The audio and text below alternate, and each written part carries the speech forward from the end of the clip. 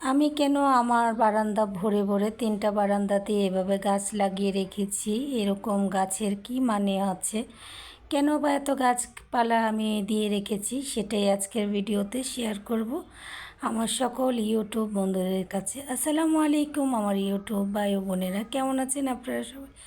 আশা করি সবাই ভালো আছেন, আমিও আল্লাহর অশেষ রহমতে ভালো আছি। ওই যে দেখতে পাচ্ছেন আমার বারান্দার ঠিক বাইরের যে এরিয়াটা, সেই এরিয়াটায় বসে আছে 2-3টা বিড়াল। এই বিড়ালগুলোর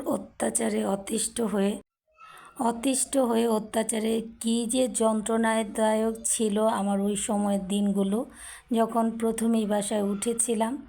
তো তখন তো অত বেশি একটা বাইরে যাওয়া আসা আমার হতো না, এরিয়াটা নতুন ছিল। তো যার কারণে আমি কি করেছি, প্রথমে 1-2টা গাছ এইরকম, তখন আমার খুব তেঁতুল খাওয়ার শখ ছিল। তো তেঁতুল খেতাম, সিজনিয়ান ফল খেতাম। তো ওই যে দেখতে পাচ্ছেন আম জামের আর একটা তেঁতুলের বিচি থেকে কত বড় একটা গাছ।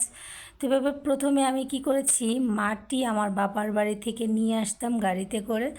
তো এনে যা ঘরে পাত্র ছিল, টব টব কিছুই কিনিনি, তো ওগুলোর ভিতরেই মাটি ভরে, আর যেগুলো থেকে বীজের থেকে গাছ হয় ওরকম গাছ আমি দিয়ে শুরু করি আমার প্রথম এইখানে আমার বারান্দাতে গাছ রোপণ করা।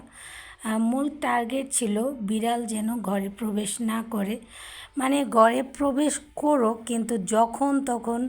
ওই সময়টা আমার হেল্পিং হ্যান্ড ছিল না, আমি বারান্দা সবেমাত্র পরিষ্কার করে এসেছি বা রুমগুলোতে এসেছি, বিড়ালরা ঢুকে ময়লা করে ফেলতো। আর ওই সময় এত অত্যাচার করতো, বোবা প্রাণীও যে এরকম অত্যাচার করতে পারে আমার তখন ধারণা ছিল না।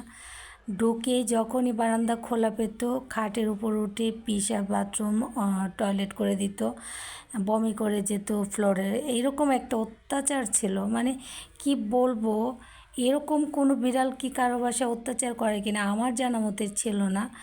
তো এইরকম একটা অত্যাচার যখন আমি সহ্য আর করতে পারছিলাম না, তখন এক এক করে এভাবে গাছ লাগানো শুরু করলাম। তো দেখলাম যে বিচি থেকে গাছ হওয়াটা অনেকটা লং প্রসেসিং। তখন অল্প অল্প করে আমার যে বাসাটায় থাকি এখন, ওখানেই অনেক নার্সারি আছে।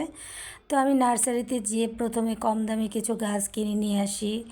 তো প্রথমে আমি ছোট পলি ব্যাগের গাছগুলো কিনি, টব কিনি না, কারণ টব সহ আমার গাছগুলো বেশ ব্যয়বহুল হয়ে যায়।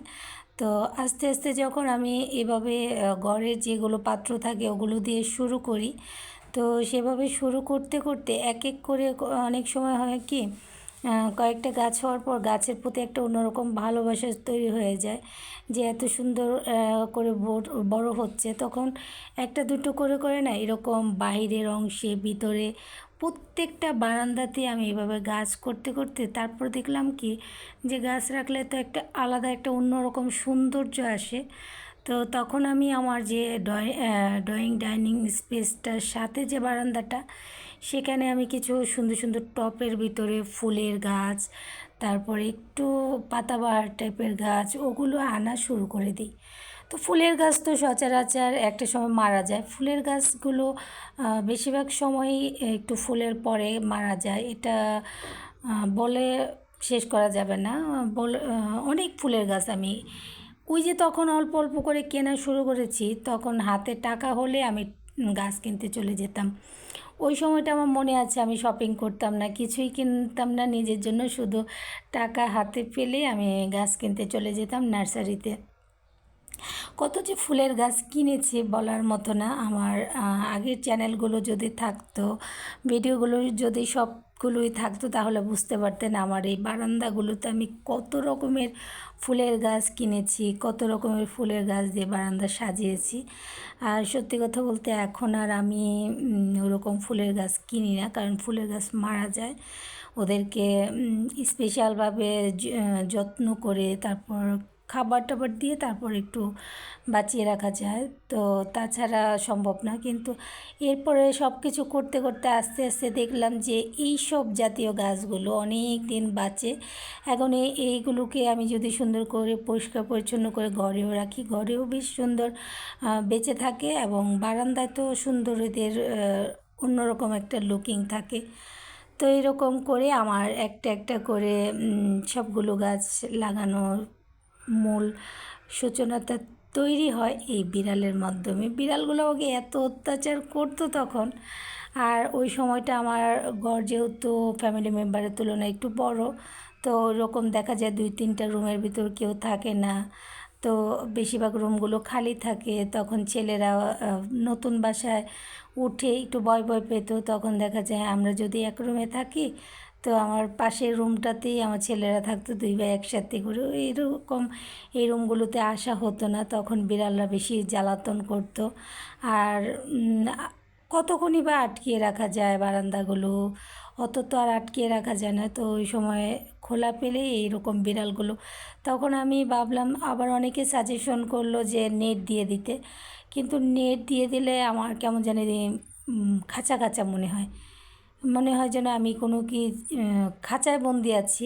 আমার এই বারান্দাটা থেকে ঠিক সামনে একটা বারান্দা এরকম খাঁচা দিয়ে রাখছে। আমার দেখতে খুবই কেমন লাগে যে কেমন খাঁচা দিয়ে রাখবো কেন, গাছ দিয়ে রাখি আমার মাথায় আসলো। তখন আমি গাছের বেড়া দিয়ে ফেললাম, মানে প্রত্যেকটা যেখান দিয়ে বিড়ালগুলো এসে যাবে ওই দিকটাতে আমি গাছ লাগিয়ে দিতাম, মানে যেই কোনো গাছ। তো অনেক গাছ ছিল, অনেক গাছ মারা গেছে। তারপরে এই যে আমাদের বাড়ি থেকে এই চুই জালের গাছটা নিয়েছিলাম, তো আমার বাড়ি থেকে যখন এই চুই জালের গাছটা এনেছিলাম, তখন তো নেটে দেখলাম তখন ভাইরালই ছিল চুই জাল, একদম মশলা হিসেবে খুবই ভাইরাল। তখন আমি ভাবলাম যে আমাদের বাড়িতে এগুলো কত হয়ে থাকে বলার মতো না।